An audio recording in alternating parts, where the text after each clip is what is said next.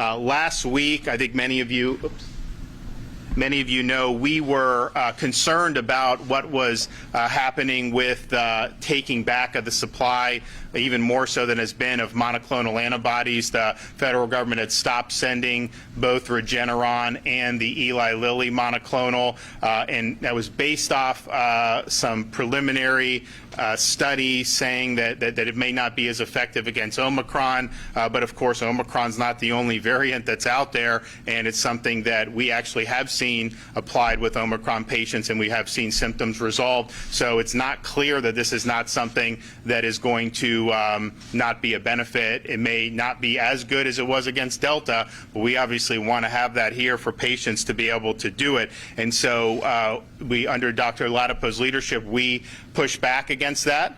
We feel there's no need for it to just be sitting on the shelves. We asked them to stop preventing the distribution of these treatments. And fortunately, yesterday, HHS decided to reverse course, and they are going to be sending these treatments. I think that's the right thing to do. And we're past the point now where we're able to get it directly from any of these companies. The federal government has cornered the entire market. They basically took control of the supply in September. We had done a deal with GlaxoSmithKline on the Sotrovimab, which a lot of people think is the most effective against Omicron, and that is no longer a possibility because the feds have an exclusive arrangement. So we have been able to see, though, enough data, both from South Africa, Europe, and now here in the United States, to know, fortunately, that Omicron is far less pathogenic than the Delta variant was. It's characterized more as mild and brief symptoms in the upper respiratory region, and an absence generally of pulmonary symptoms, which really was what made Delta so devastating. But we also know that Omicron spreads far, far more rapidly. I think if you look around the world, any place that has had Omicron in significant numbers, you don't really have a slope. You have like a straight line going up in terms of how quickly it spreads. And I think we've also seen with Omicron, the vaccinations are not preventing infection. Miami-Dade, for example, is one of the most vaccinated places in the country, if not the world, and they've had huge Omicron infections. And so that's just the reality in terms of that this thing is spread very, very rapidly.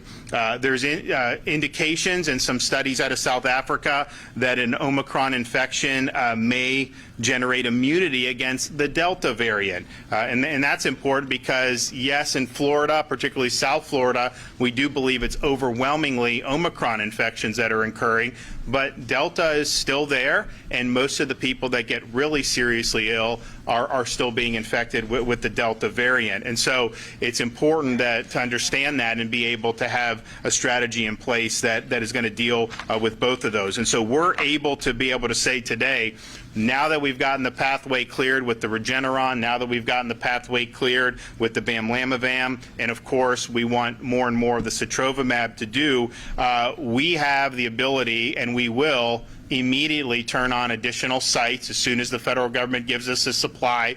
We will do an additional site here in Broward County. We'll do an additional site in Miami-Dade. We'll do an additional site in Palm Beach County. We'll do an additional site in Central Florida. And we also have the capacity to increase of the existing footprint, which we do have a good existing footprint.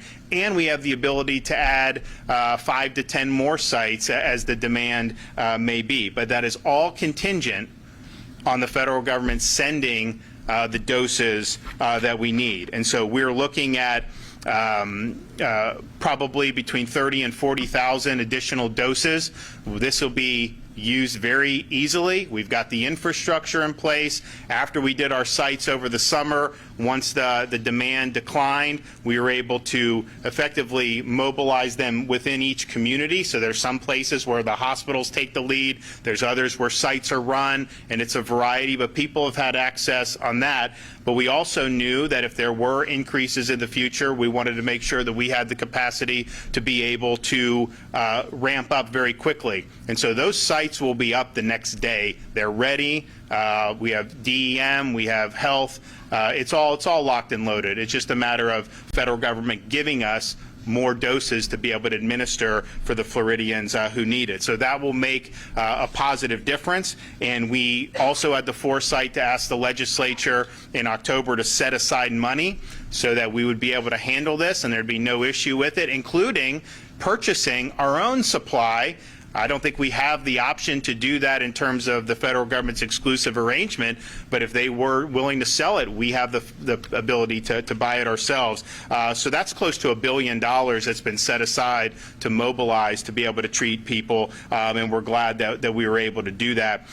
We also are looking, if you look at the Jackson down in Miami, the biggest system down in our biggest county, they have been putting out data distinguishing the people that are COVID positive in the hospital for something else and the people that are actually being treated for COVID. I think that's an important distinction to make when you have a variant like Omicron, which is much more widespread. You are going to have people who get into a car accident and go into the emergency room, they're swabbing everybody, and you're going to have people that have incidental positives. And so they've anticipated about half of their COVID positive patients within their system are not being treated for COVID. And I think you're likely to see bigger percentages in that regard than we've seen throughout the pandemic. And so that's important when you look, right now in Florida, we've seen increases, but we still have, I think our ICU COVID utilization is the lowest per capita in the country. Right now it has gone up like everything has since November, but looking to see who is being admitted for COVID versus who may be admitted with COVID is going to be important to really chart the severity of what we're seeing. And we do think the most severe cases are still the Delta variant. In terms of, we were talking with the mayor about there's obviously a crunch on the availability of tests. We were promised a lot of these home tests. That's the federal government has total control over that. They've promised hundreds of millions of tests. I don't know when that's coming, if it'll come. Sending it to people or letting them do that without having to go into a line would probably be the most efficient way to do it. If we had the capacity to buy some, we would have bought some, but we can't. It's all going to be done through the federal government. And so I know that there's been promises made in that regard, and so we will see. We have pushed out from the Department of Emergency Management in the last 6 months over 1,500 requests for tests. We've done 50 in Broward County. Now, because of the limited supply, what's asked for, you got to look to figure out, try to spread it around as best you can, and that's what Kevin has done. So there is a crunch on this, and that's just going to be the reality until we get the federal government to start sending more down. But in the meantime, Dr. Ladapo is working on providing some testing guidance about who should be testing. I mean, you want to test in order to get a clinical outcome, and that has got to be readily available for anybody, particularly our vulnerable populations who are infected. But I think what you're seeing is there's people who go to the drugstore, they'll buy all these tests, they'll go multiple times a week and go to the sites and test without symptoms. That is just going to contribute to some of the crunch that you're seeing. So he's going to work on putting out some guidance to try to say, let's test for a reason, and if you need the treatment, obviously we want the treatment to be there for you. And I think that that'll be something that'll be very well received. So we are ready to go on all this and have been ready for a long time. We do not believe that the federal government should be holding back any more medications. We think we have to offer this, particularly for our elderly population. If you look at Omicron and the profile that we're seeing in terms of the clinical outcomes, it's always been true with COVID that the younger folks were less risk, but I think that's even more true with what we're seeing with Omicron. And it's just like other respiratory viruses, elderly people are just going to be more, people that have health problems are going to be more at risk from any type of respiratory infection. I think that's what we're seeing with Omicron. So we really want to focus and make sure, and Simone is going to talk a little bit, if you have an outbreak in a nursing home, we are going to send the teams in there to go with the monoclonals, with whatever we can do to be able to help alleviate that situation. And those are the folks that are going to be most at risk on this. The other thing that we're looking at doing, and it's not, the technology isn't where we would want it to be like it would be for, say, distinguishing between influenza strands, but you can sequence these test results to try to figure out if it's Omicron or if it's Delta. When they do the estimates about South Florida, 90+% in Miami, they're taking a subset.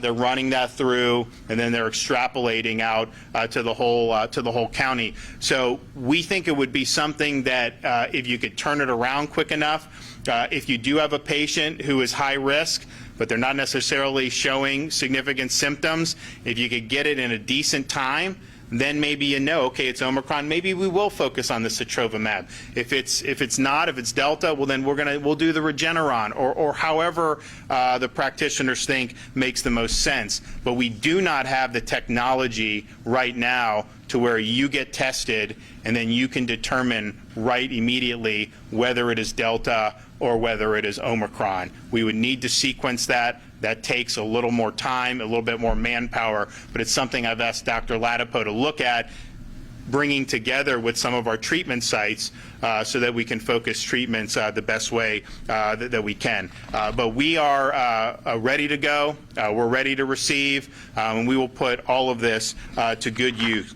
You can bet your bottom dollar on that. And to expound upon some of the treatments as well as the testing, I have Dr. Ladapo is going to come up and say a few things. Yep.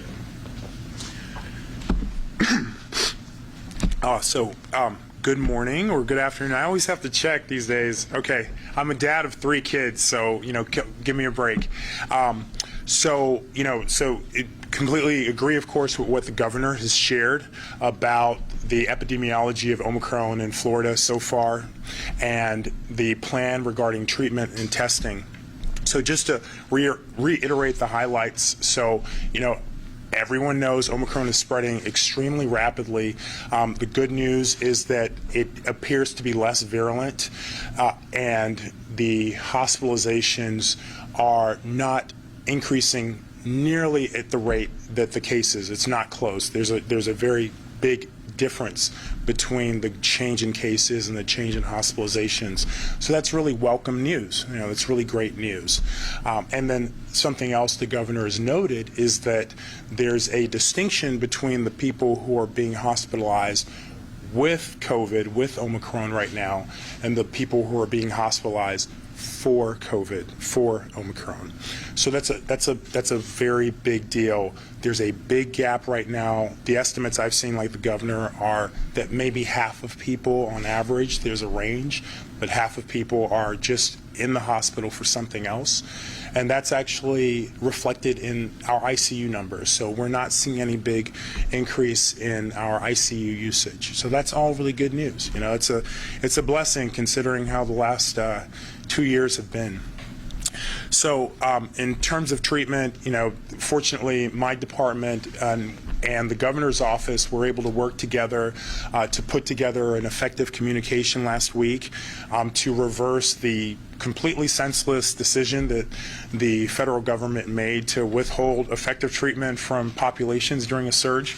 You didn't need, I have an MD and a PhD, but you didn't need either one of them to figure out that wasn't the right decision.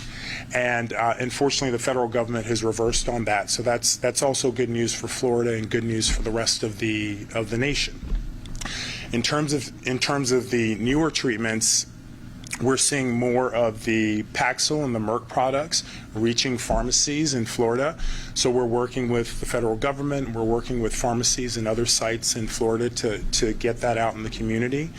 I think in other areas where the demand is outstripping supply, particularly for high-risk patients, I think clinicians, and we've encouraged clinicians in our communications to consider the clinical evidence for other medications that people can take at home.